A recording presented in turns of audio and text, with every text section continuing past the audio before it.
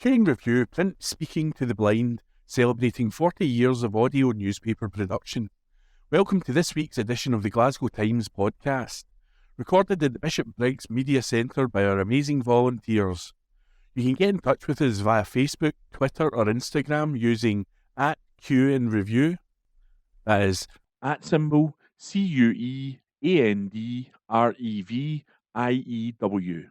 You can also contact us directly by emailing information@QandReview.com. That is INFORMATION@CUEANDREVIEW.com, or by calling 0141 772 3976. That's 0141 772 3976. The Glasgow Times, on Thursday the 4th of April 2024. From the news section. Drivers slammed for using estate to dodge Glasgow LEZ fines. This is an exclusive article written by Amanda Keenan and read by me, Corey. Fed up residents are calling on the council to crack down on commuters using their street to dodge costly parking charges and LEZ fines.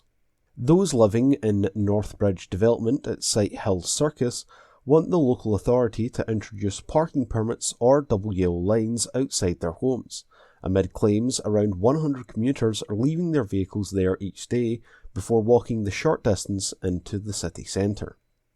They say the issue has escalated since the introduction of Glasgow's controversial Low Emissions Zone, LEZ, which begins on the boundary of the estate.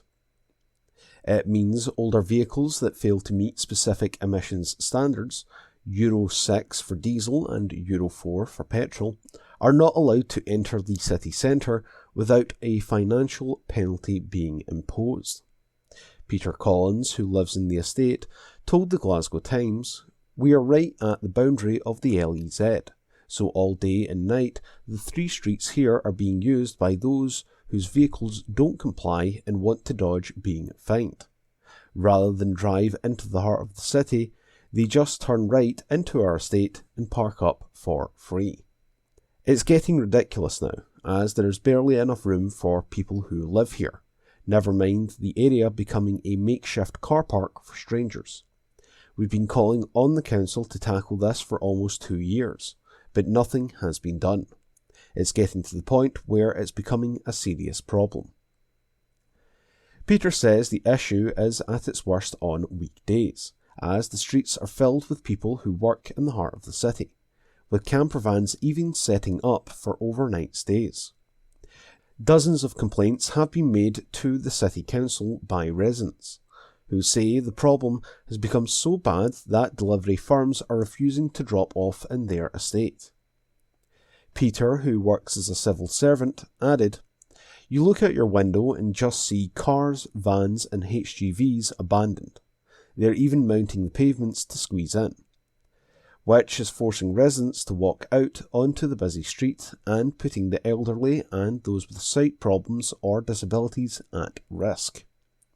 At one point we even had a camper van parked up for a full week, while the folk using it went around Glasgow on a mini break.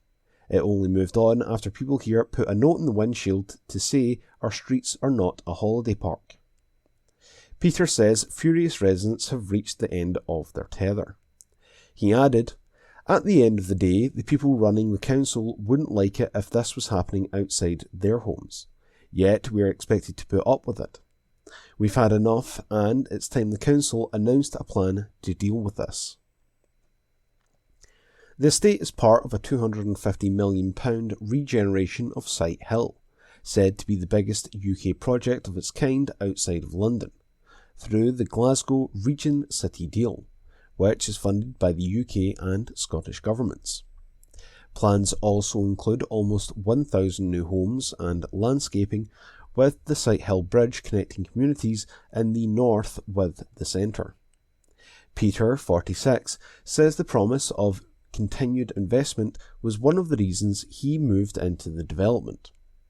He adds, As a lifelong North East Glasgow citizen, the regeneration of previously socially deprived area and a new bridge over the M8 to connect the city to the north with walkways and cycle paths was a massive draw for me and many others who moved here. However, the area is still largely unfinished, and no building work has happened on the site for at least 6 months. We were also told it would be a car-free part of the city, but that's certainly not turned out to be the case. We have student accommodation, hospitals and offices close by, so it means the area is constantly busy. Folk know there's no parking enforcement here, so they just use it to their advantage. A spokesman for Glasgow City Council says they are looking into the issues raised by Peter and his neighbours. They added, "We are currently considering measures to protect residents in Sighthill from people coming into the area to park in this way, and will hopefully soon present those for feedback and, later this year, implementation. If driveways are being blocked, residents should contact Police Scotland." That article was from the Glasgow Times. It was from the news section. It was an exclusive article written by Amanda Keenan, and it was read by me, Corey. The Glasgow Times, on Thursday the 4th of April 2024. From the news section. Glasgow needs an urgent rescue plan ahead of its anniversary. An article written by Soraya Sadiq and read by me, Corey. Glasgow was once an industrial hive, hence it was named the second city of the empire. Glasgow is a city which has led the world in science. Innovation in science fueled the engine of our city's growth in the 18th and 19th centuries. Glasgow has been a hub for innovation in various scientific fields, including engineering, medicine, technology, and architecture. What scientists did in Glasgow was integral in changing the whole world. What scientists are doing now in Glasgow academia continues to radiate around the globe. Glasgow is known for its listed buildings. Charles Rennie Mackintosh and Alexander Greek Thomson set Glasgow on the world stage. The elegant work of Alexander Greek Thomson can be seen as villas, terraces, tenements, shops and churches across the city. The award-winning Glasgow Miles Better campaign of 1983 onward helped frame Glasgow as a tourist destination. In the 1980s and 90s, investment was directed towards new shopping areas, Princess Square, St Enoch's Centre and Buchanan Galleries. In contrast, current Glasgow infrastructure and industry is a shadow of its former self. The streets are littered and the roads are now renowned for potholes. Argyle Street and Buchanan Street are mere shadows of what they once were. Glasgow was once regarded as a major shopping destination. Instead, we see an increase in charity shops, empty units, and far too many historical buildings falling into disrepair. The unkept appearance of this once proud city, renowned throughout the world, is unacceptable. The parks are overgrown and lack general maintenance. Anyone having left the city for a period of time would almost not recognise the proud city it once was. Glasgow needs an urgent rescue plan.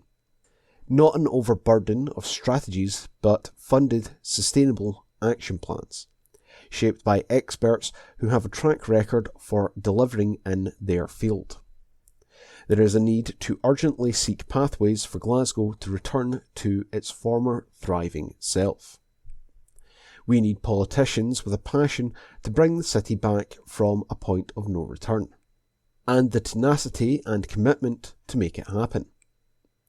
There is an urgent need to build more social homes, bring empty buildings into use, fix the potholes, invest in cleansing and maintaining green spaces to ensure they are attractive for everybody to enjoy.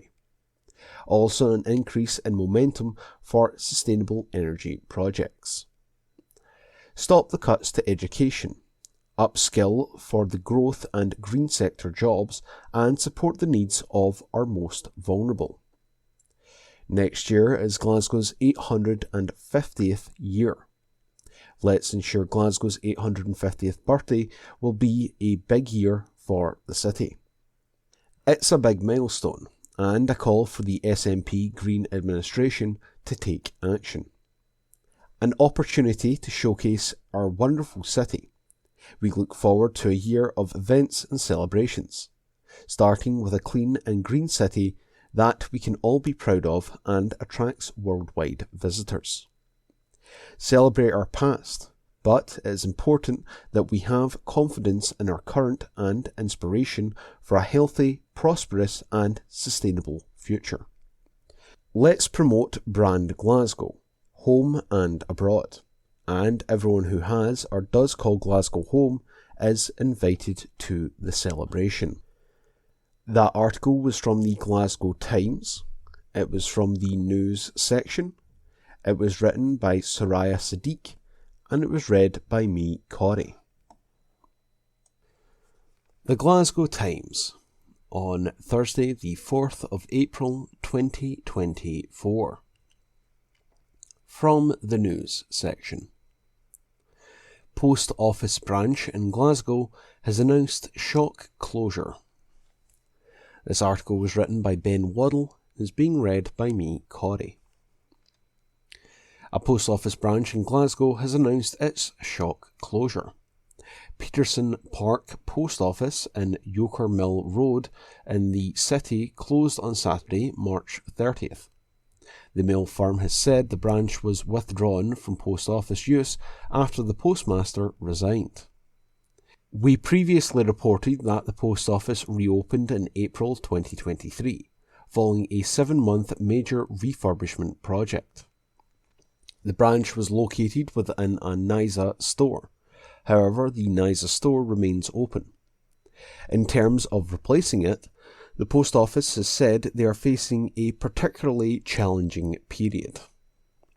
The retailer said, "The impact of rising costs, inflation and finite funding from the government means that while we will always look to reopen branches when they close, we cannot commit to doing so in every instance, including Peterson Park."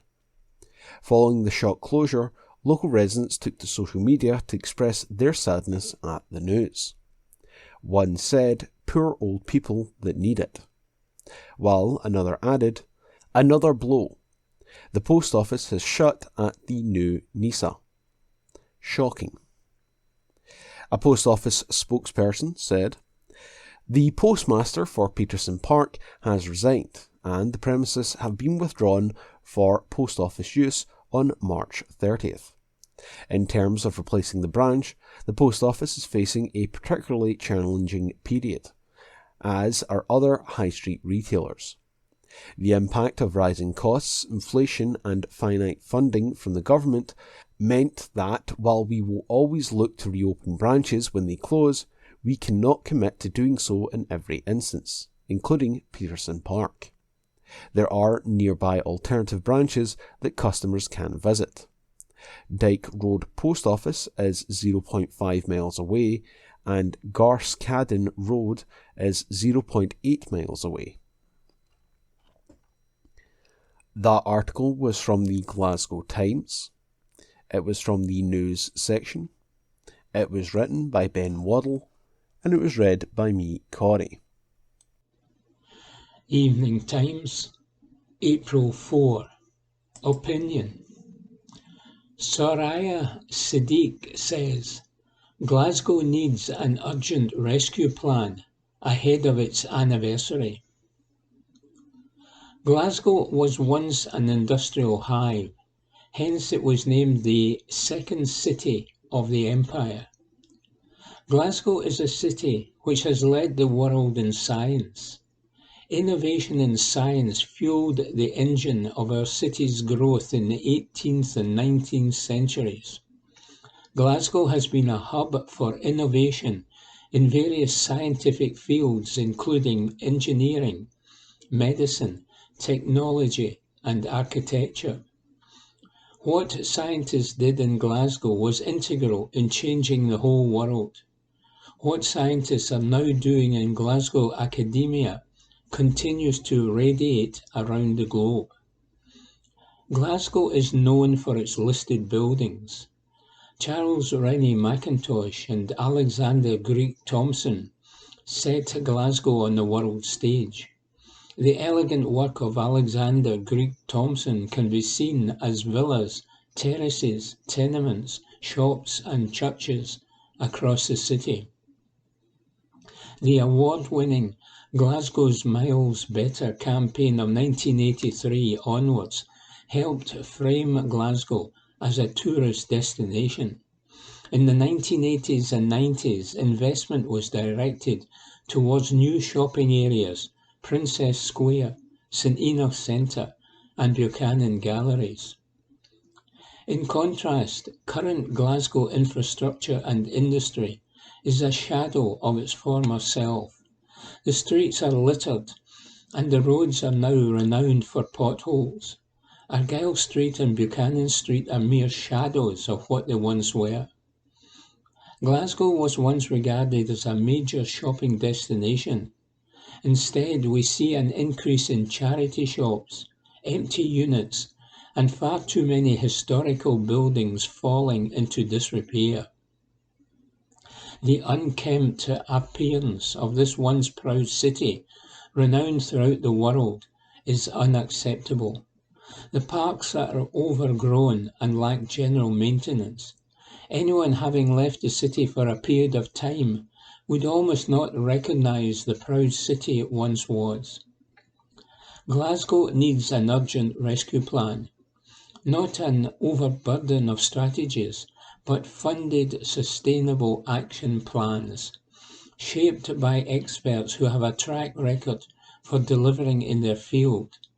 There is a need to urgently seek pathways for Glasgow to return to its former thriving self. We need politicians with a passion to bring the city back from a point of no return. The humility to listen, the intelligence to understand, and the tenacity and commitment to make it happen.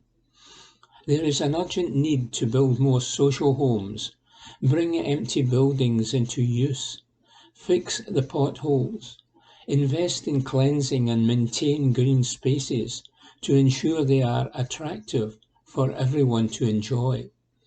Also an increase in momentum for sustainable energy projects. Stop the cuts to education, upskill for the growth in green sectors jobs, and support the needs of our most vulnerable. Next year is Glasgow's 850th year. Let's ensure Glasgow's 850th birthday will be a big year for the city. It's a big milestone and a call for the SNP Green administration to take action. An opportunity to showcase our wonderful city. We look forward to a year of events and celebrations, starting with a clean and green city that we can all be proud of and attracts worldwide visitors. Celebrate our past, but it is important that we have confidence in our current and the inspiration for a healthy, prosperous and sustainable future.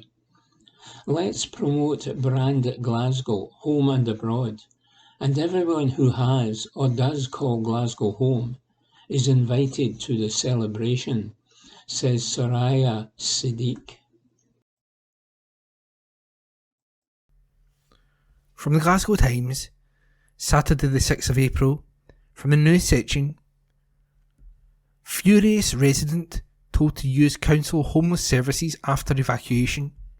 Report by Morgan Carmichael. Glasgow residents have been told to turn to homeless services after being evacuated from their homes. Occupants living next to the India buildings on Bridge Street were asked to leave their homes on Thursday night by Glasgow City Council after the roof of the 19th century property collapsed inward and significant movement was noted in the front facade. Appalled resident Graham Watson told the Glasgow Times that staff from the council turned up at the nearby flats at around 5:30 p.m. on Thursday and told the occupants to leave immediately after Bridge Street was closed for public safety. Residents were told to declare themselves homeless and find a hostel to stay in, as the council claimed that finding occupants temporary accommodation was not their problem. The council said it is engaging with affected people who have contacted it for assistance. "We're absolutely furious and appalled," Graham, 50, said. He continued, "We can't believe this heartless treatment from the council, who are just leaving us completely high and dry. There are young men and women who live here, as well as a foreign exchange student who has no nearby family, and the council is telling them just to call a hostel. It is appalling. We are still all in shock and don't know what's going to happen. We have been given no timescale whatsoever. The listed building is set to be demolished by the council starting Monday, but no timescale for how long the process will last has been revealed." Graham said this is leaving residents in the dark and scrambling for a place to go. He added, "People have been left scrambling to find accommodation. This is an emergency. We haven't been told anything and the council hasn't been in contact since the evacuation on Thursday night. It's just absolutely shocking." Residents on Bridge Street have made repeated calls over the last few years due to concerns over the state of the derelict building. The building has had the same ownership for about 40 years and it has been neglected for about 3 out of those 4 decades, Graham said. He added, "It has gradually been falling into disrepair and repeated attempts and calls have been made for someone to step in and make use of the building." We also previously reported that another resident, Eddie McGonnell, said that the repeated concerns were expressed about the condition of the building. He added, "What does it take to galvanise them into action? The collapse of the building with potential risk to pedestrians?" The factor of the Indian buildings is said to be helping residents, like Graham, fight back against the council's actions. A Glasgow City Council spokesperson said, "Emergency evacuations require a rapid response to mitigate against immediate danger and potential loss of life. We understand this is an upsetting and frustrating experience for those affected. The council has a statutory duty to preserve life in these situations and, following a safety assessment, the decision was taken to evacuate nearby residents. Evacuated residents often find alternative temporary accommodation through their own insurance entitlements or with friends and family. Should none of these options be available to them, affected residents can declare themselves homeless and the council has a duty to accommodate them. The council is currently engaging with affected people who have contacted us for assistance." And that article was written by Morgan Carmichael and read by me, Ian McKenna. From the Glasgow Times, Saturday the 6th of April, from the news section. "This could save someone's life. Pubgoers hailed after raising £1,500 for defibrillator." This article is an exclusive by Morgan Carmichael. A pub boss has praised her punters after they raised £1,500 for a life-saving defibrillator. Margaret Drennan, manager of the Brockburn in Pollock, said her regulars and new customers raised £1,500 in just 5 days to get the equipment installed outside the popular boozer. "I'm sure I'm very proud of them all," Margaret told the Glasgow Times. She added, "I've got a good group of customers." The money was raised through the selling of football cards and large donations from customers. Margaret added that one of the bands who regularly play at the pub decided to donate their fee for playing to help raise the money needed. The defibrillator was installed at the end of March, and Margaret said the punters could not be happier. She continued, "This is something for the community, locals and anybody who may need it. It's great that we have it installed now and it is for the use of everybody. It could save someone's life and, for that, it's such a good thing." The pub's new addition comes after a massive £340,000 refurbishment earlier this year. We previously reported that the pub was redecorated with an updated bar and lounge area to create a warm and inviting atmosphere. Outside, the pub has also been giving a vibrant and modern look, including brand new lighting and signage. Speaking on the upgrades, Margaret said, "The refurbishment is just so lovely. It feels like a whole new pub. Since opening back up again, we are doing really well. We have a lot of new customers and some old ones too."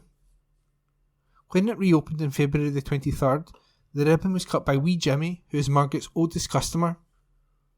She said, "Wee Jimmy definitely deserves a mention. He is 81 years old and is my oldest regular. He is in here all the time, so it was only right he cut the ribbon." Wee Jimmy was also at the pub when the defibrillator was installed last month. Margaret said he was very happy to see the installation and even grabbed a few pictures with the machine. And that article was an exclusive by Morgan Carmichael. From the Glasgow Times, Friday the 5th of April, from the news section, FAI into boy's death at Glasgow Hospital to begin next month. Article written by Rosie Lewis. A fatal accident inquiry is to be held into the death of a 3-year-old boy at Glasgow's Queen Elizabeth University Hospital. Archie Donald died on November the 20th, 2019, after being admitted to the Royal Hospital for Children, part of the QEUH campus, for treatment. The inquiry will examine the circumstances of Archie's death, with an expected focus on what role the identification and treatment of a line infection played in his death, the delay in admittance and record sharing. It will also consider whether the built hospital environment played a role in the contraction of the infection. Lord Advocate Dorothy Bain ordered a discretionary fatal accident inquiry into Archie's death, whereas in some cases FAIs are mandatory, including deaths in custody or at work. A preliminary hearing will take place on May the 15th at Glasgow Sheriff Court. The inquiry will establish if reasonable precautions could have been taken and could be implemented in the future to minimise the risk of deaths in similar circumstances, rather than to attribute blame. Procurator Fiscal Andy Shanks, who leads on death investigations for the Crown Office and Procurator Fiscal Service, said, "The Lord Advocate considered that it is in the public interest for a discretionary fatal accident inquiry to be held into the circumstances of the death of Archie Donald to ensure there can be a full public hearing of the facts of the case. The lodging of the first notice enables FAI proceedings to commence under the direction of the Sheriff. Archie's family will continue to be kept informed of significant developments as court proceedings progress. Earlier this year, the Crown Office ordered fatal accident inquiries to investigate the death of several children at the QEUH, which is subject to the Scottish Hospitals Inquiry, a statutory probe into the construction of the facility." And the article was written by Rosie Lewis.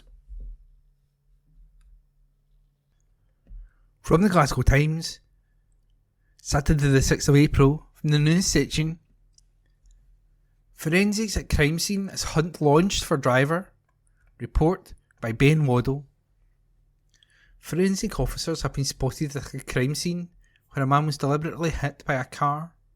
We previously reported that the hit and run took place on Achamore Road in Drumchapel shortly after 11 p.m. on Thursday, April the 4th. A 42-year-old man was rushed to hospital where medics have described his condition as stable.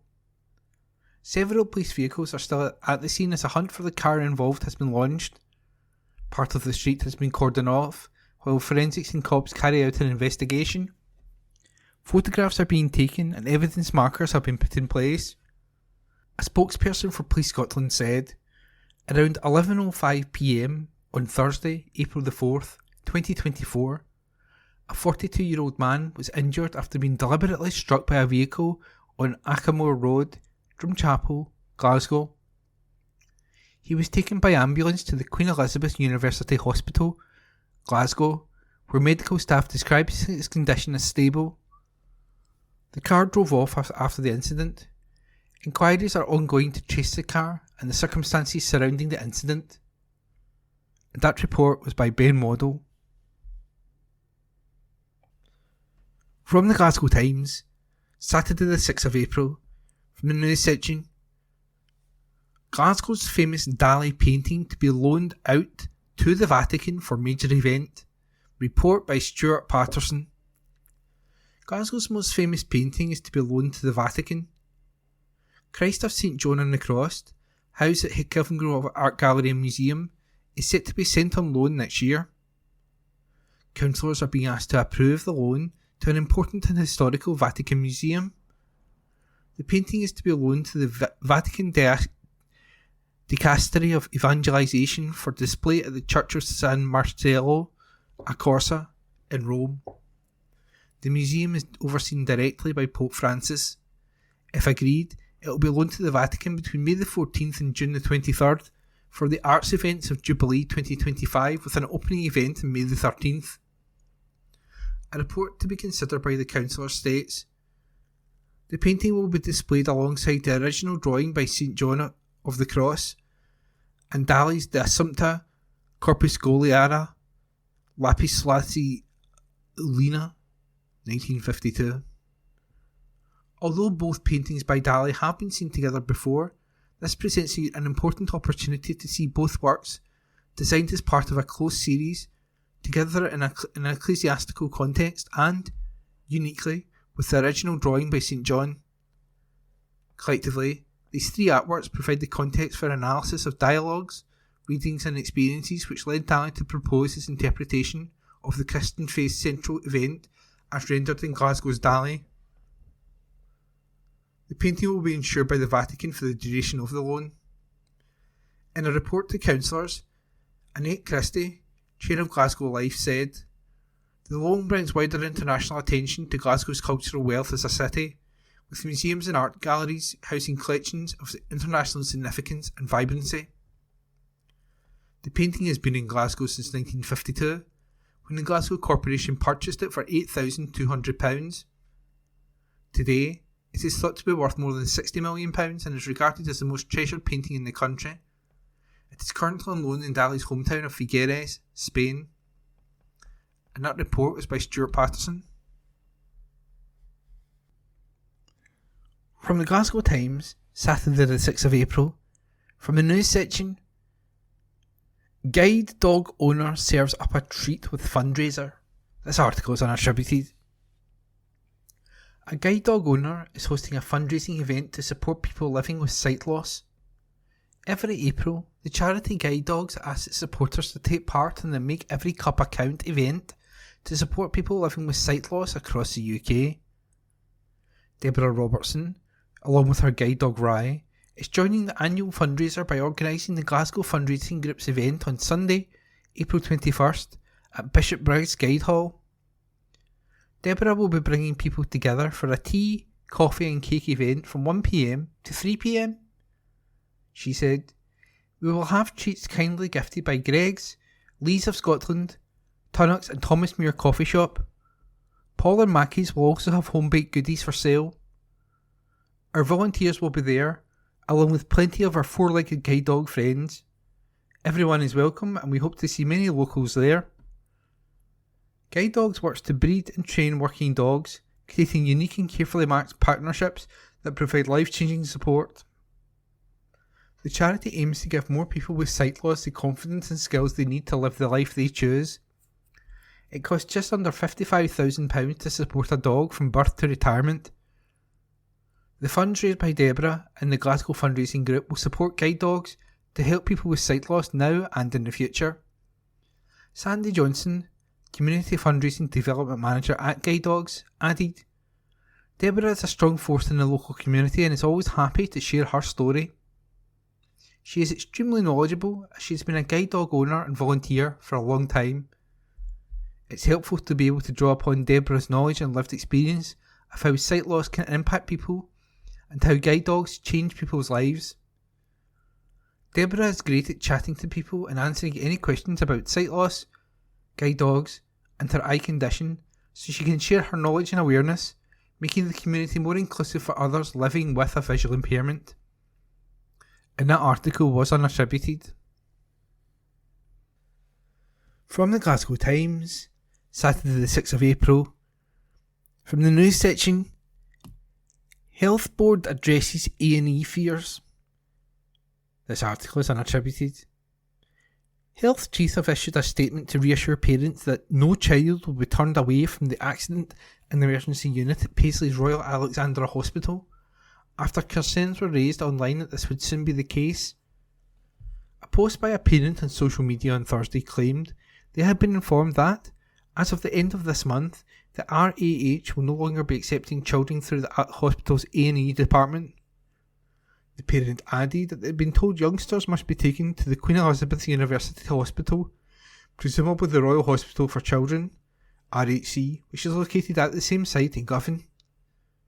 Clarifying the situation, NHS Greater Glasgow and Clyde said that no child will be turned away from any of our E&E departments. A spokesperson added, as is the case throughout the country, adult E&E departments across the NHS Greater Glasgow and Clyde, including the one at the RAH, are under considerable pressure, and taking a child there may involve a considerable wait to be seen. In contrast, the A&E department at the RHC provides specialist care for children and young people, and patients are likely to be seen much more quickly if they are taken there.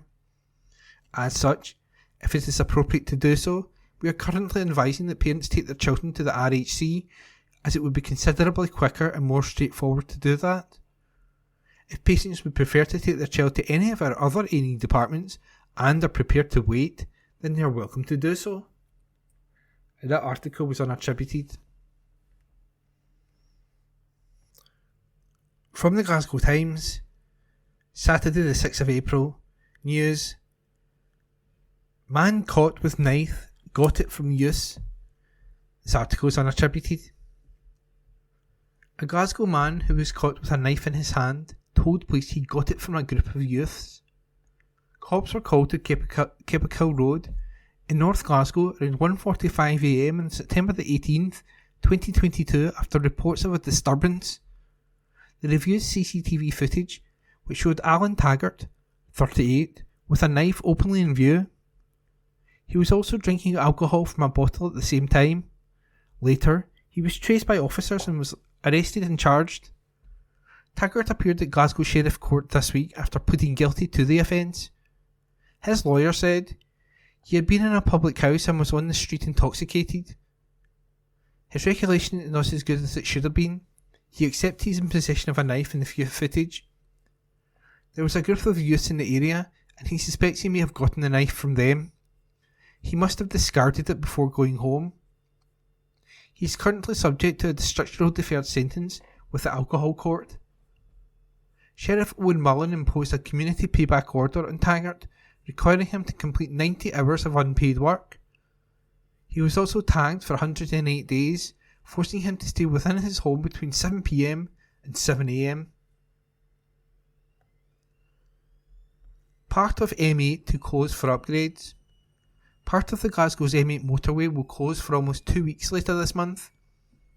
Engineering firm Amy, on behalf of Transport Scotland, will carry out boundary fence and central reservation repairs on the M8 eastbound at Junction 15, off slip to Castle Street, from April the 15th to 29th. The work will take place between 8pm and 6am each night and is to be carried out using overnight road closures. A sign diversion will be in place for motorists to follow during these times. And those articles were undistributed. From the Glasgow Times, Friday the 5th of April, from the news section.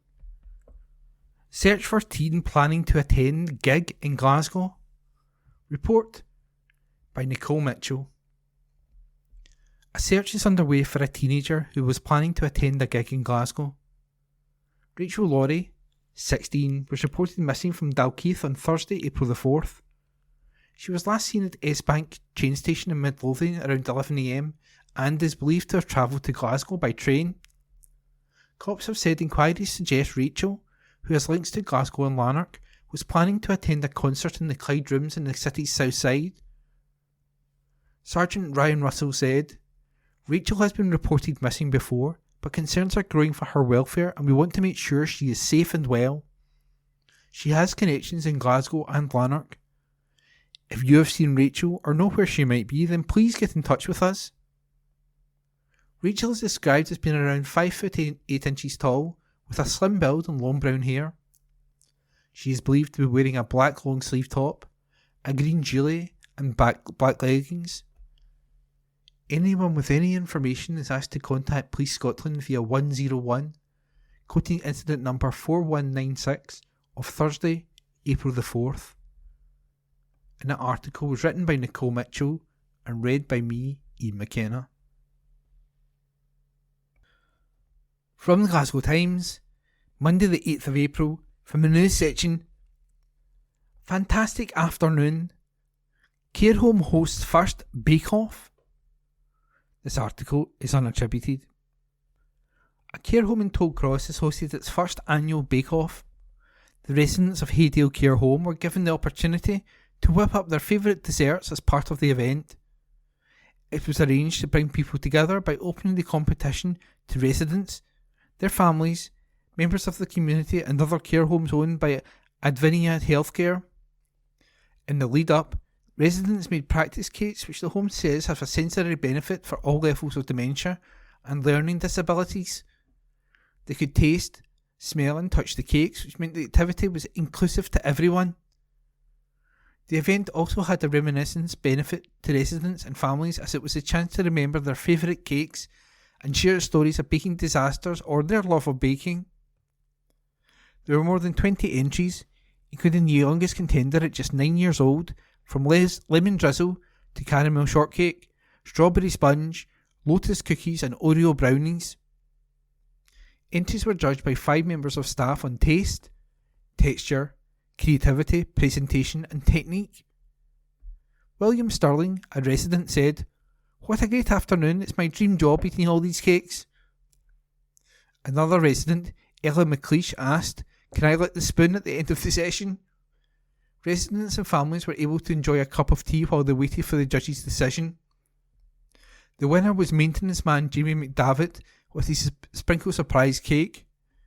Jamie will now be hosting next year's bake-off event following his win. In second place was Elizabeth McKeegan with a velvet heart-shaped cake, and third place was Mihaela Griyinku with a summer fruits and chocolate mousse cake.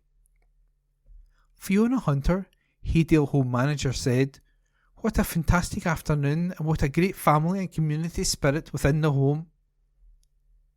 And that article was unattributed. From the Glasgow Times, Monday the 8th of April, in the news section.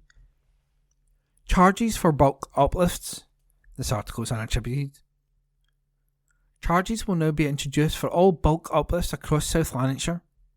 The decision was made following a council funding gap of £20.5 million, and the local authority will now introduce a £40 charge for all standard bulk uplift requests.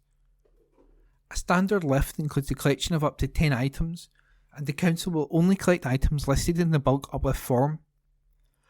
Non-standard uplifts, such as large-scale DIY projects including renovation materials, kitchens and full bathroom suites, will incur a charge of £79.54. The council aims to collect bulky waste items on the day specified at the time of booking, but there may be occasions when it is unable to do so. In these circumstances, the council aims to pick up items within 5 working days of the initial collection date. Residents can book a bulk uplift online. And that article was unattributed. From the Glasgow Times, Monday the 8th of April, from the news section. Drug driver caught. Article is unattributed. A man was caught driving in Glasgow after smoking cannabis. 2 police officers were told of people smoking cannabis in a vehicle around 8:30 p.m. on July the 4th last year. The car was spotted parked on Scotstoun Drive in the West End. Driver Mohammed Lazim, 22, of London, spoke to the officers, who noticed a strong smell of cannabis. The vehicle was searched, and Lazim told the cops, "I have been smoking cannabis in the last hour." He provided a saliva and breath sample. They were positive for the drug. Lazim was arrested and taken to Clydebank police station, where a sample of his blood was also analysed. A reading of 2.5 micrograms of the substance in 1 litre of blood was recorded. Lazim appeared at Glasgow Sheriff Court last week after pleading guilty to driving while under the influence of the drug. He was representing himself and said, "It was my first time in Glasgow. Part of the reason why I moved here from London was the people I was hanging out with. I would like to apologise for that. I live with my parents." Lazim was disqualified from driving or obtaining a licence for 12 months and fined £200. Woman has flat robbed. A woman has been robbed in her own home amid suspicious activity in the area. The 27-year-old had a quantity of cash stolen from her flat in Ashton View in Dumbarton. The incident happened around 3:50 p.m. on Thursday. Officers are now trying to find the suspect and are urging anyone who may have seen anything suspicious to make contact. Inquiries are ongoing to establish the full circumstances surrounding the incident and identify the person responsible. A Police Scotland spokesperson said, "Anyone who was in the area and may have seen or heard suspicious activity is asked to contact Clydebank CID on 101, quoting incident number 2282 of Friday, April the 5th. Alternatively, you can call Crime Stoppers anonymously on 0800 555 111. And that article was unattributed. From the Glasgow Times, on Monday the 8th of April, from the lifestyle section, James Blunt pulls out all the stops at Hydro gig. Article by Stacey Mullen. Review: James Blunt at the Hydro. Singer James Blunt admitted he was excited to be back in the city as he wowed thousands of fans by putting on an incredible show at the Hydro on Friday night, opening up his set with the upbeat Beside You, which samples the Enrico Morricone's track Alla Duce di Giorno. The star, armed with his guitar, and then launched into Saving a Life and the catchy Wise Man. The 50-year-old announced, "Well, hello Glasgow. We are so excited to be back in Glasgow. It's been too long." And his fans were equally as excited to see him, despite the passage of time, because he more than made up for it with a storming set that lasted 1.5 hours. Commanding the audience from the get-go with his natural humour, Blunt had his fans switching easily between singing along to some of his biggest hits to laughing at his hilarious jokes. Goodbye My Lover and Hi, taken from his unforgettable 2004 debut album Back to Bedlam, proved to be popular and gave Blunt an opportunity to flex his skills as a musician as he took to the piano. Oozing with charisma, Blunt was on top form throughout his set, performing his back catalogue alongside tracks from his 7th studio album, Who We Used to Be, including I Won't Die With You. You're Beautiful was a highlight showcasing Blunt's unique voice beautifully and his prowess as a songwriter. It's a track which has stood the test of time, and it thrives when performed in a live setting. He then amped up the atmosphere with a performance of his collaboration with German DJ Robin Schulz, OK. Grinning from ear to ear, he beamed, "I have been lucky enough to be in this business for 20 years now, and you're the people who keep that dream alive." He then finished off with set in spectacular style with Bonfire Heart in 1973 and a promise he will be back next year. Verdict: 4 stars. Review by Stacey Mullen. From the Glasgow Times, 8th of April, news. Knuckle duster. This article is unattributed. A homeless Glasgow man told police he had a knuckle duster to defend himself. Officers on Sauchiehall Street stopped Cameron Becker around 3:45 p.m. one day after their attention was drawn to him. They searched him and found a knuckle duster in his left chest pocket. He was arrested and his details were taken, but he gave officers 3 false names. Becker was taken to Govan Police Station, where he was arrested and charged.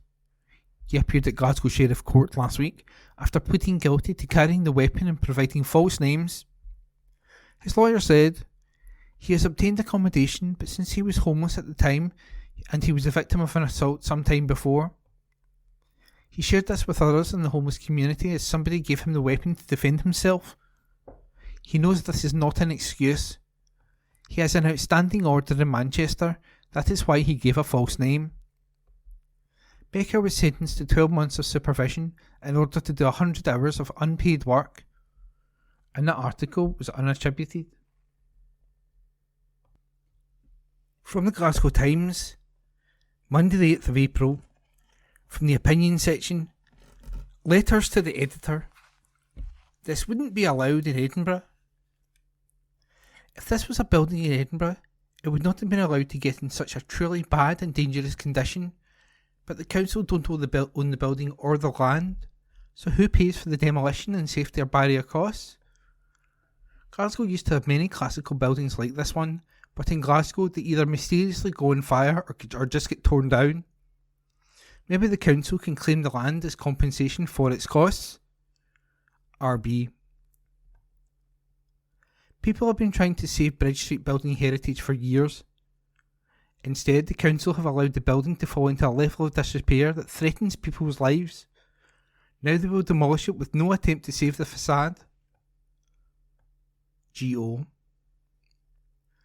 If the council evacuated them, then they should have found hotels for them all to stay in alternative accommodation was found. Steve Jones.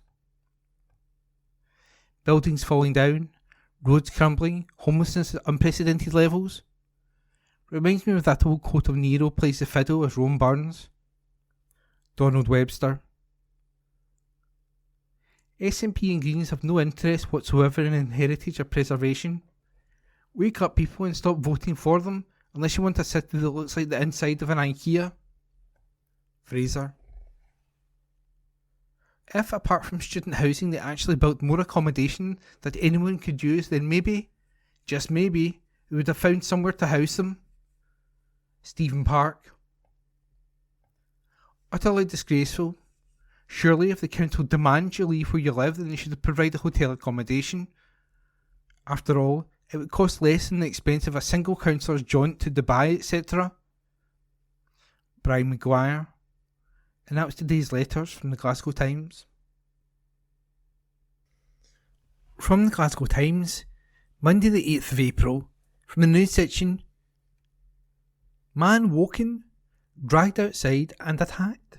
Report by Esther Tarnay. A man was woken up, dragged outside his home and assaulted by a stranger in the middle of the night. Around 1 AM on January the 22nd last year, the resident was asleep at his Dalmarnock home when he woke up and realised someone was outside his property, shouting. He went downstairs to see David Blair of Bridgeton, heavily under the influence. Blair, 25, approached and stopped the man from closing the door on him. He punched the man in the face and dragged him from the property. The two struggled and the man sustained scratches and red marks. The incident was seen by two passers-by who alerted the police.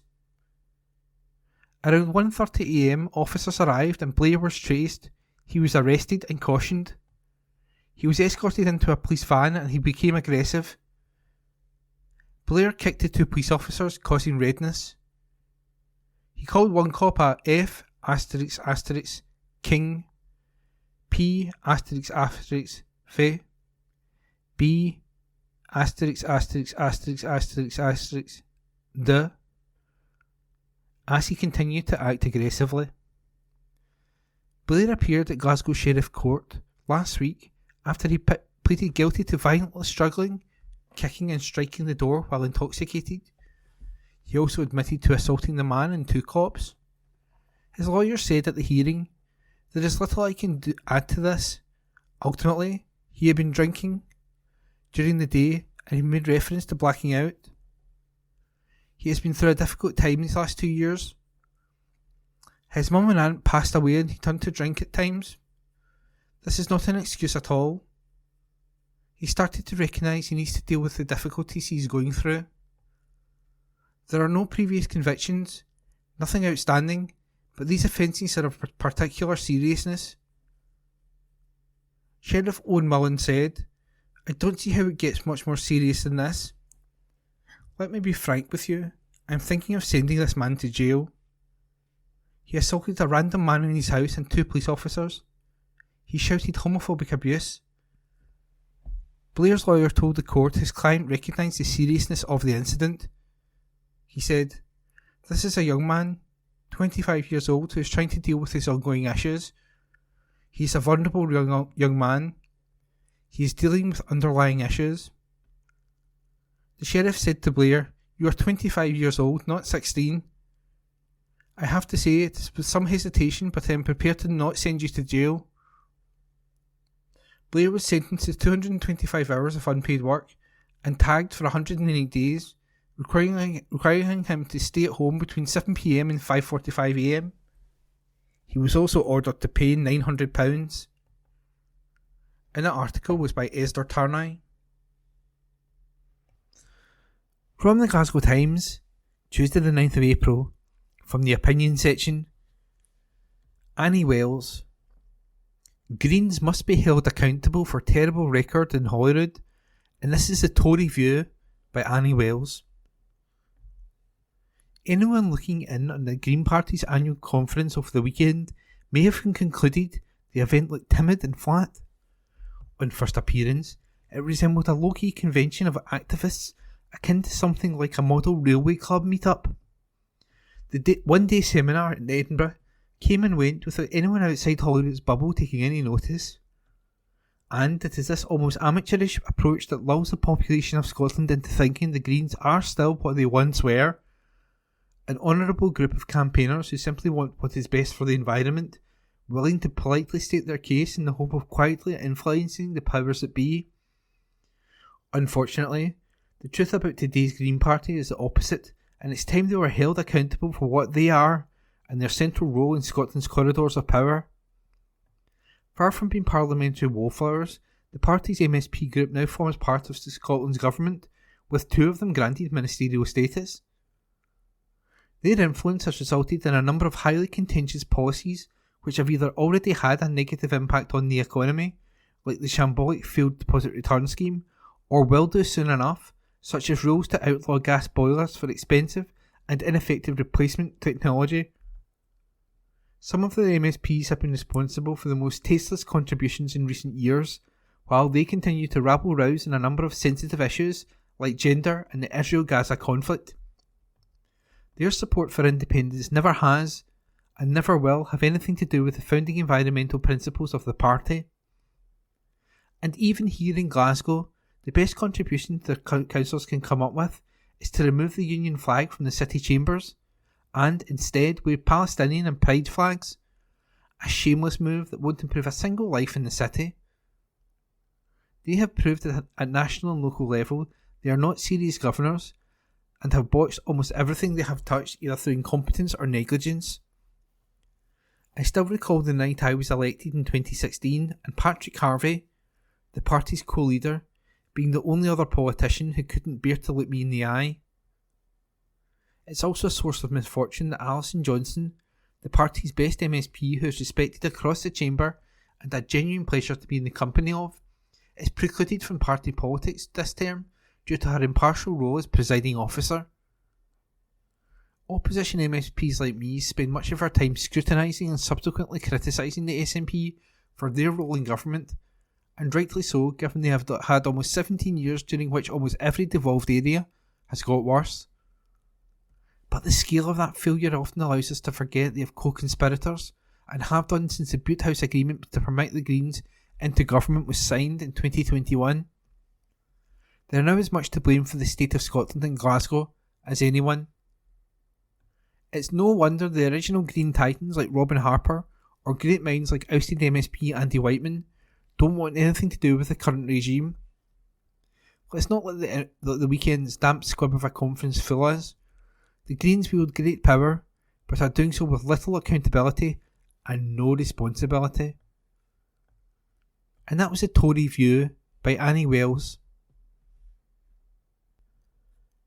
From the Glasgow Times, Tuesday the 9th of April, from the news section, charges for club threat. This article is unattributed. A man threatened nightclub staff that he was knocked back from the dancing. Employees were working at the Buff Club on Bath Lane on July the 5th last year when James Coyne approached. The 25-year-old was refused entry as it was after 2 a.m. He became aggressive towards workers and members of the public. Coyne, of Rutherglen, said, "You're going down and you're going to get the chop and everybody is going to wake up stabbed." He made gestures in a chopping motion which alarmed those present. He then cycled away. Around 2:33 a.m, police were called. A description was provided and cops viewed CCTV. Officers traced him and he was removed from his bike and restrained. Coyne was then taken to London Road Police Station. He appeared at Glasgow Sheriff Court last week after he pleaded guilty to threatening 3 staff members and resisting arrest. He was sentenced to 12 months of supervision and 135 hours of unpaid work. And that article was unattributed. From the Glasgow Times, Tuesday the 9th of April, from the news section. Drug driver crashed car. This article is unattributed. A driver on drugs crashed and flipped his car on its roof, which caused a serious injury to his brother, who was a passenger. Mark Bexley, 26, smashed into a lamppost on Glasgow's Edinburgh Road on February the 27th, 2021. Bexley, who was under the influence of cannabis, sped and undertook a vehicle before he lost control. He was able to climb out the driver's window as fuel leaked into the vehicle, while his 2 passengers were trapped inside.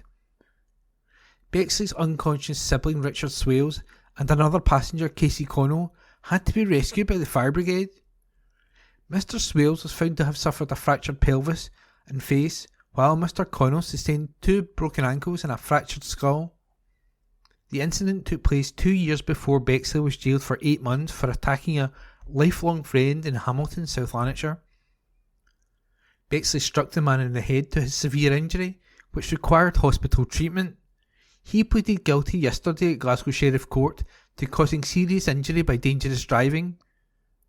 He also admitted driving while under the influence of cannabis. Prosecutor Sean Docherty said, "A witness stated that he was undertaken by the vehicle in a bus lane and lost control. Bexley hit a grass verge and then rolled and struck a lamppost, which caused extensive damage to the vehicle. A witness heard how a loud bang caused them to look out their window to see the black vehicle on its roof. Bexley exited the vehicle through the driver's window while the 2 passengers were trapped inside. He also acted erratically and told police that his brother was trapped. Mr. Connell was noted to be covered in blood, upset, and stated that he could not feel his legs. Mr. Swales was unconscious in the meantime. The pair were then rescued from the car and taken to hospital. Mr. Swales suffered from life-threatening injuries and was bleeding as well as sustained multiple fractures. Mr. Docherty said that Mr. Swales had fractures to his pelvis and face, which required emergency surgery. Mr. Connell was treated for 2 broken ankles and a fractured skull. Bexley suffered fractured ribs, consistent with a seatbelt injury. He was tested for drugs by police and found to have 2.5 micrograms of cannabis in his system when the driving limit is 2 micrograms. The court was told that Mr. Swales was in attendance at court with Bexley of the city's Shettleston and is supportive of him. Sentence was deferred pending background reports until next month by Sheriff Jenner Borra, who continued Bexley's bail. The sheriff said, "This is a very serious matter." And that report was unattributed, but it was read by me, Ian McKenna. From the Glasgow Times, Tuesday the 9th of April, from the news section. Gangster hid money at Star Sister's home. Report by James Mulholland. A gangster who stashed drugs money at the home of his ex-River City star sister has handed more than £1 million to prosecutors. Stephen O'Donnell, 43, was forced to hand over £1,092,290 of his ill-gotten gains to prosecutors to settle a proceeds of crime action. He is currently serving a 2-year sentence for hiding cash made from illegal activities at the home of Laura Noble, 37, shared with her family in Robroyston, Glasgow. Cops seized banknotes which had been stored in supermarket carrier bags in vacuum packs hidden in drawers, a cupboard and a bedroom. Police went on to find another £76,000 of ill-gotten gains at the Crook's own property in the city's Lamb Hill area. O'Donnell was jailed after pleading guilty to the proceeds of crime offences at the High Court in Glasgow. However, prosecutors took O'Donnell to court in a bid to recover cash that he made from his life of crime. Yesterday, O'Donnell appeared in the dock of the High Court in Edinburgh to hear his lawyer David Mogach say he was prepared to bring the process action to an end. O'Donnell, who wore a t-shirt made by Italian designer Balenciaga, heard Judge Lord Somers order him to hand over the sum within 6 months. O'Donnell originally appeared at the High Court in Glasgow alongside his actress sister. She played Shellsuit Bob's girlfriend Michelle Rafferty in the BBC Scotland soap under her maiden name Laura O'Donnell. She also starred in the Peter Mullen film Orphans and featured alongside Trainspotting actor Johnny Lee Miller in the flick Complicity. The siblings were joined in the dock by Laura's husband, Brian Noble, also 37. O'Donnell admitted to 2 charges under the Proceeds of Crime Act of possessing criminal property totalling £1,092,290. The Nobles had faced the same accusation in connection to the find at their home, but prosecutors accepted their not guilty pleas. Prosecutor Mark Mohammed, KC, told the court, between April the 8th and 23rd, 2022, O'Donnell collected and stored money on behalf of a known organised crime group. They had substantial assets and were involved in the widespread distribution of controlled drugs. He vacuum-packed cash for the purpose of distributing it. The court heard how police were alerted that O'Donnell had been stashing ill-gotten gains at the home of a family member. It resulted in warrants being issued to search the detached home of his sister and brother-in-law. O'Donnell's fingerprints and DNA were on several supermarket bags some of the cash hauls were in. The carpet fitter's home was also searched and more cash was seized, including from inside the pocket of a Vivienne Westwood hoodie. O'Donnell was later arrested but made no comment. Yesterday, prosecutor Brian Heaney told Lord Somers the Crown was now content to settle the action.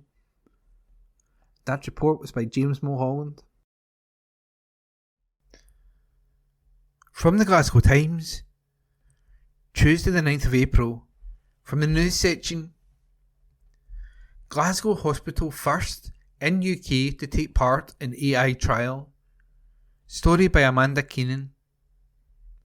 A UK first trial at the Queen Elizabeth University Hospital in Glasgow hopes to utilise artificial intelligence to cut turnaround times for CT scans and reduce pressures on stretched A&E staff.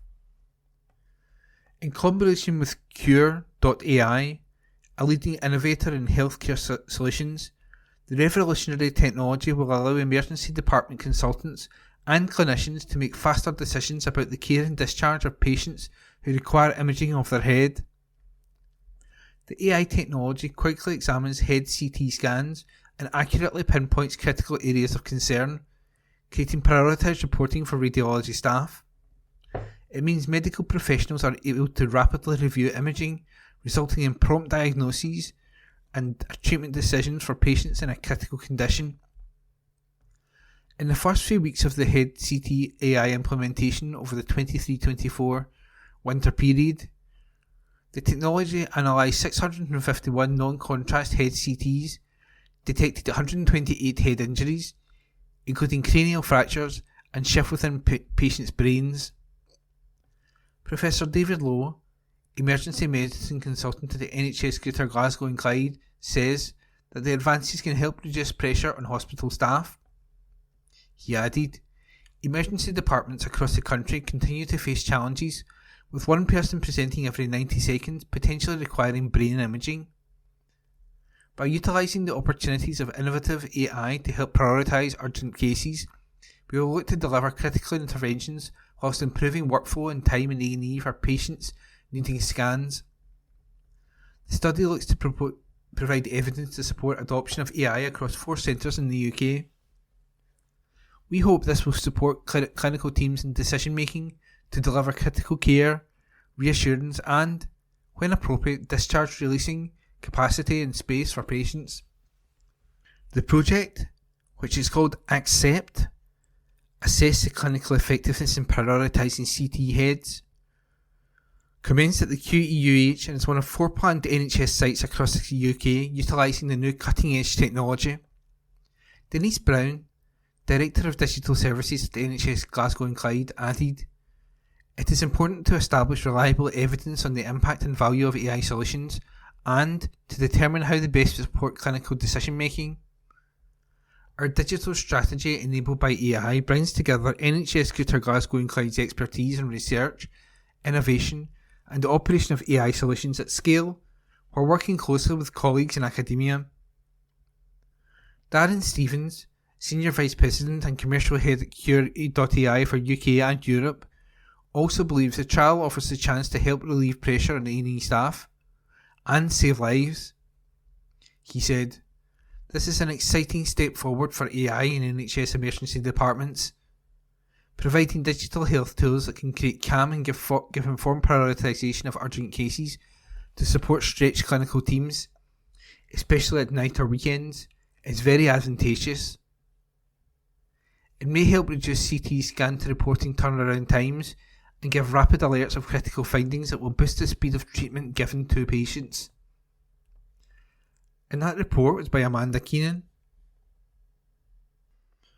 From the Glasgow Times, Tuesday the 9th of April, from the news section, in the world today, no decisive win for Tusk at elections. This article is unattributed.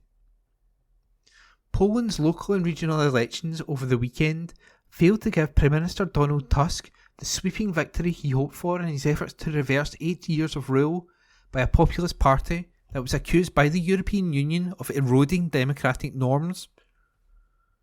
Exit polls released after voting closed on Sunday night show that Tusk's centrist civic coalition did well in big cities where it is popular with social liberals, but the opposition Law and Justice Party won more votes in elections for the country's 16 regional assemblies, maintaining its dominance in conservative rural areas in eastern Poland. The elections were a test for Tusk 4 months after he returned from power as a Prime Minister, a job he held previously from 2007 to 2014. He returned to office last year, vowing to restore judicial independence and democratic guardrails after changes to the judiciary led the EU to cut billions of euros in funding to Poland. Funding is being restored, but Tusk still faces a difficult path. New laws must be passed to reverse many of the judicial changes, and his vow to liberalise the country's strict abortion law is being hampered by conservatives within his governing coalition.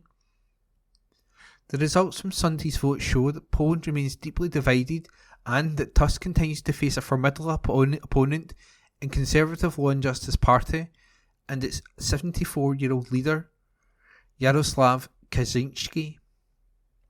Some had dismissed the party after they lost power at the national level last year, but, according to an exit poll by Ipsos, Law and Justice won 33.7% of Sunday's vote, with Tusk's Civic Coalition at 31.9%.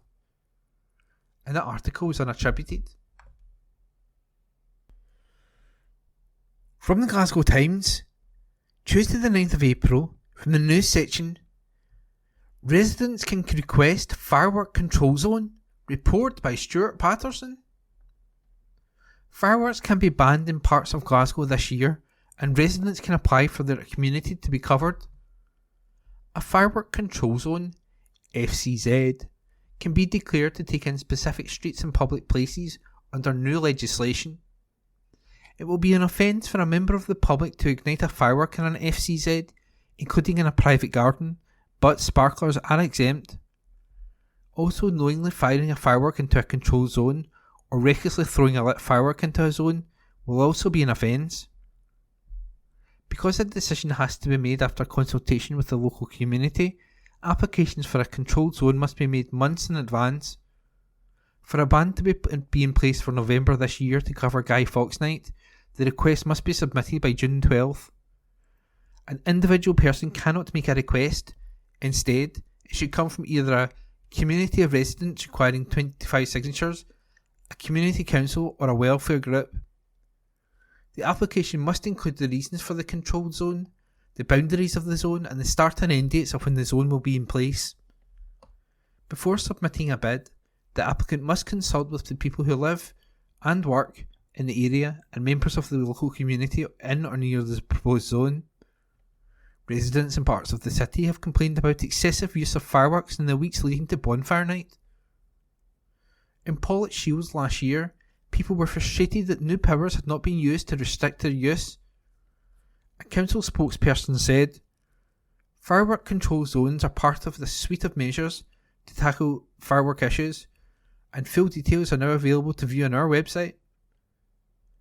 FCZs will be enforced by Police Scotland, and the Council will oversee the process of designating zones in Glasgow in partnership with them and Scottish Fire and Rescue.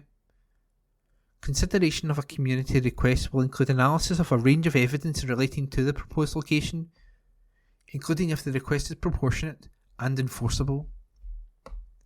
More details on how to apply for an FCZ can be found at glasgow.gov.uk/FCZ. That's glasgow.gov.uk/FCZ. And that report was by Stuart Patterson. From the Glasgow Times, Tuesday the 9th of April, from the news section. Scissors threat to passengers. This article is unattributed. A man with scissors threatened passengers on a Glasgow bus. Cavan Forsyth, 35, boarded a bus on Jamaica Street in the city centre on May 13th, 2022. He and other passengers took their seats at the rear of the vehicle.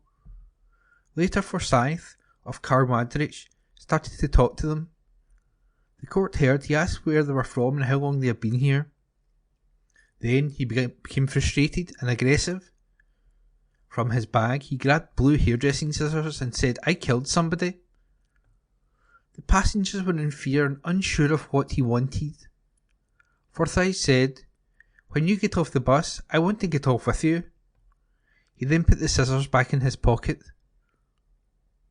The fiscal deputy said the passengers saw officers on Thornleybank Road and reported the incident. Later he was arrested, cautioned and charged.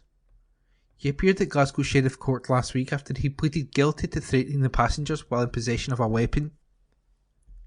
Sheriff Alan Mackay said, "I will take into account that you have been in good behaviour for the last 6 months." Forsyth was fined £450, and that report was unattributed. From the Glasgow Times, Tuesday the 9th of April, from the news section. Strikes on nuclear plant confirmed. This article is unattributed. The head of the UN's atomic watchdog agency condemned a drone strike on one of 6 nuclear reactors at the Russian-controlled Zaporizhzhia nuclear power plant in Ukraine. Apologise for my pronunciation there, my Russian is not great. Saying such attacks significantly increase the risk of a major nuclear accident. In a Twitter/X post, International Atomic Energy Agency (IAEA) Rafael Mariano Grossi confirmed at least 3 direct hits against the main reactor containment structures took place. He said it was the first such attack since November 2022, when he set out 5 basic principles to avoid a serious nuclear accident with radiological consequences. Officials at the plant said the site was attacked on Sunday by Ukrainian military drones, including a strike on the dome of the plant's 6th power unit. Russia blamed Ukraine for the attack, but the IAEA did not attribute responsibility. According to the plant authorities, there were no critical damage or casualties, and radiation levels at the plant were normal after the strikes. The power plant has been caught in the crossfire since Moscow sent troops into Ukraine in 2022 and seized the facility shortly after.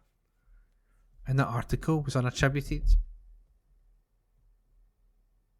This is from the Glasgow Times on the 10th of April 2024 from the news section, and the headline reads, "Dad of 2 doors down star caught up in war zone file." This article is by Rosie Lewis. The dad of a 2 doors down star revealed he was caught up in a horror blaze at a factory 100 yards from his home. 999 crews raced to a fire at the Phoenix Battery Recycling Plant in Kilwinning on Monday evening. John Stevely, whose son is Grado, aka Alan, in the BBC sitcom, was sitting in his house in the Byre Hill estate when it became engulfed in toxic smoke. The 66-year-old told the Scottish Sun, I was just sitting in my house watching the telly and I could see people kept passing my window.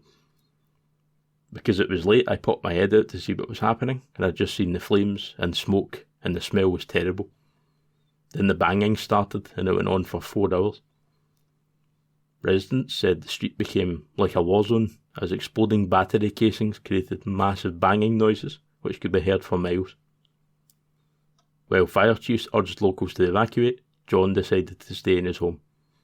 He added, "I was happy just staying in the house, but that banging of the fireworks went on all night."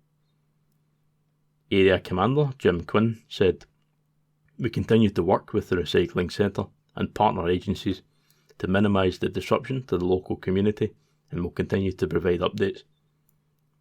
While smoke continues to be visible, we would ask that residents remain at home and keep windows and doors closed as a precaution. If travelling through smoke, motorists should keep windows closed, turn off air conditioning, and keep their air vents closed." This article was by Rosie Lewis. This is from the Glasgow Times on the 10th of April 2024 from the news section, and the headline reads, "East Kilbride man with bottle of Buckfast told cops to Google him." This article is by Esther Tarnay. A man brandished a bottle of Buckfast in the city centre and kicked off at cops trying to arrest him.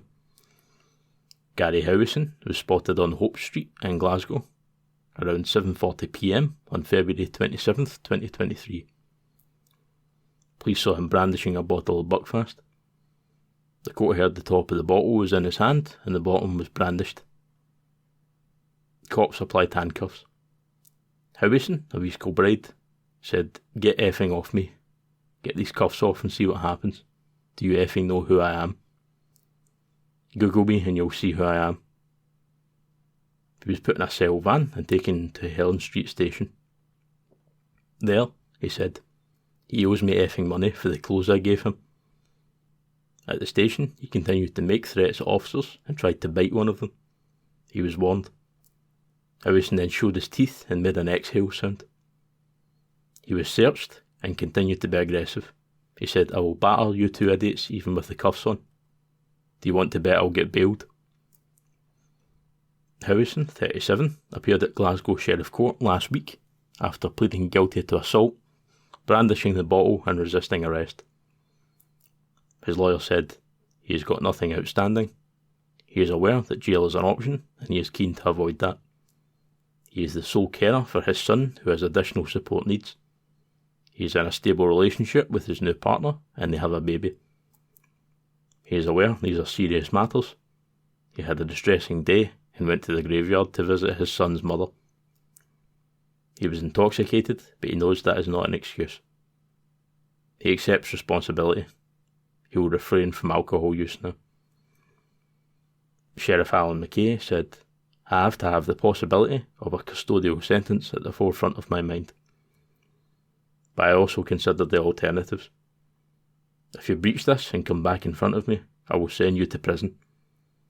Howison was tagged for 9 months, forcing him to stay at his home address between 8 p.m. and 6 a.m. for 5 months, and between 11 p.m. and 5 a.m. for the remaining 4 months. This article was by Esther Tarnay. This is from the Glasgow Times on the 10th of April 2024 from the news section, and the headline reads, "Glasgow man cut punter's face with a pint glass in pub fight." This article is by Esther Tarnay. A Glasgow man cut a punter's face with a pint glass in a pub fight. Martin Welsh, 60, was at the Princess Bar on Smithycroft Road, drinking alcohol with other people. While he was in the lounge area, a man joined him. Around 6:25 p.m, Welsh was seen moving his drink to the bar area, where he continued drinking. Later, the man was also seen moving to the same area, and turned his attention to Welsh. An altercation took place, and Welsh picked up his pint glass and struck the punter in the face. He then punched the man in the face.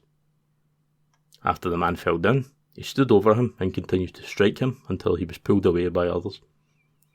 The man was also held back and was bleeding due to the injuries to his face. Emergency services, including police and ambulance, were called and the man was taken to Glasgow Royal Infirmary. Doctors there confirmed he had a fracture to his left eye socket and a 1-inch laceration to his cheek, which required to be glued and stitched back. Police later went on to Welsh's Cranhill home and he was arrested, cautioned and charged. He appeared at Glasgow Sheriff Court last week after he pleaded guilty to assault. His lawyer said, "The bar manager has confirmed that the man sparked a level of dissatisfaction. He was asked to leave 2 times and returned, and he called Welsh derogatory names. Welsh acted impulsively and very much in bad temper. He accepts that. He's a 60-year-old man who has not had any previous convictions." Sheriff Alan McKay replied, "This is not a case where I need to consider rehabilitation. There is no underlying issue. It's a loss of temper. It's still a severe assault, there is no question about that. There is no question the custodial threshold was met, but I am happy to deal with this with alternatives to custody. It's saddening to see that you got involved with the likes of me at this age for the first time." Welsh was tagged for 9 months, requiring him to stay within his home between 9 PM and 6 AM each day. This article was by Esther Tarnay.